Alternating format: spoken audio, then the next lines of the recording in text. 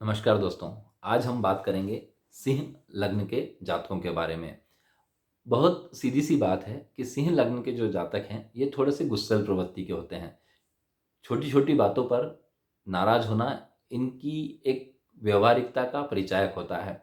ऐसा इसलिए होता है क्योंकि गुरु जो कि इनका बहुत ही स्पष्ट होता है। गुरु स्पष्ट होने का भाव यह है कि जब भी ये किसी कार्य को करेंगे तो बहुत ही स्पष्टता के साथ करते हैं।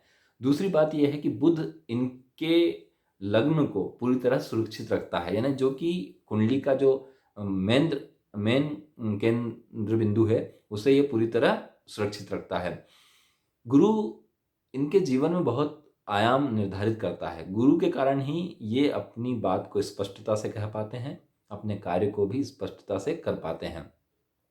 एक जो सबसे अहम बात ऐसे जातकों की वो ये कि ये जो भी कार्य कर रहे हैं, जो भी कार्य करना चाहते हैं तो उसकी बराबर प्लानिंग बनाते हैं।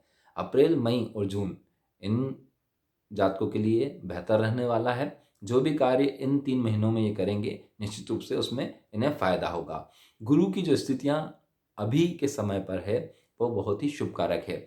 इनका जो गुरु है ये 23 डिग्री से ऊपर बना हुआ है। 23 डिग्री का एक ग्रह का भाव रहता है, लेकिन इनका जो गुरु है 23 डिग्री से ऊपर बना हुआ है और ये जो स्थितियाँ हैं इन्हें किसी भी बिज़नेस में लाने में सक्षम है। बिज़नेस में सफलता दिलाने में सक्षम है। साथ ही ये जो कार्य करेंगे उसमें निश्चित रूप से इन्हें फ़ायदा ही होगा। एक जो अहम बात है वो ये कि ऐसे जातक जो सिंह लग्न को वो करते हैं, बिलॉन्ग करते हैं, तो उन्हें अपने कार्य को करने के प्रति थोड़ा-सा समभाव रखना चाहिए। उसके नेगेटिव पक्ष को नहीं सोचना चाहिए। दूसरी बात, शनिवार और सोमवार ये 2 दिन इनके लिए बहुत ही शुभकारक रहने वाले हैं इस पूरे साल। इसलिए सोचना ये चाहिए कि जो भी कार्य आप कर रहे हैं वो इन 2 दिनों में ही शुरू करें। यात्रा का यदि कहीं जाने का बन रहा है, आपका बड़ी यात्रा पर जाना चाहते हैं तो आपको गुरुवार का दिन चुनना चाहिए। इसके अलावा 2 जो चीज़ें आपके जीवन में अहम रोल अदा करेंगी इस साल वो ये कि आपका मकान और आप जो बिज़नेस कर रहे हैं, उसमें से आपको दोनों ही चीज़ों में कुछ ना कुछ नया दिखाई देगा। आप मकान को आगे बढ़ा सकते हैं, आप अपने मकान में कुछ निर्माण कर सकते हैं, आप अपने बिज़नेस में कुछ नया कर सकते हैं। एक ख़ास बात दिसंबर तक आपके साथ ये होने वाली है कि जब चंद्रमा अपनी एनर्जी पर होगा तो आपके मन के विचलन की स्थितियाँ थोड़ी-सी प्रभावित हो सकती हैं। इसलिए जो भी निर्णय आप दिसंबर, नवंबर, दिसंबर में लें तो थोड़ा सोच समझ कर। इसके अलावा आप जो रत्न है वो मोती धारण कर सकते हैं क्योंकि ये थोड़ा-सा गुस्से को कम करता है और मोती जो है वो मन का कारक होता है।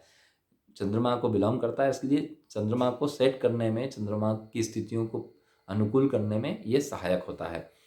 जब भी चंद्रमा की बात आती है तो सीधी-सी बात यह है कि ये मन पर सीधा-सीधा इफ़ेक्ट डालता है। आपको थोड़ा चंचल भी बनाएगा, आपकी स्थितियों को भी सुधारेगा, आपको थोड़ा-सा एक मिलनसार भी बनाने का ये कार्य करता है। इसलिए चंद्रमा का सपोर्ट होना जीवन में बहुत ज़रूरी है क्योंकि ये हमें वास्तविक गुण सिखाता है ज़िंदगी के।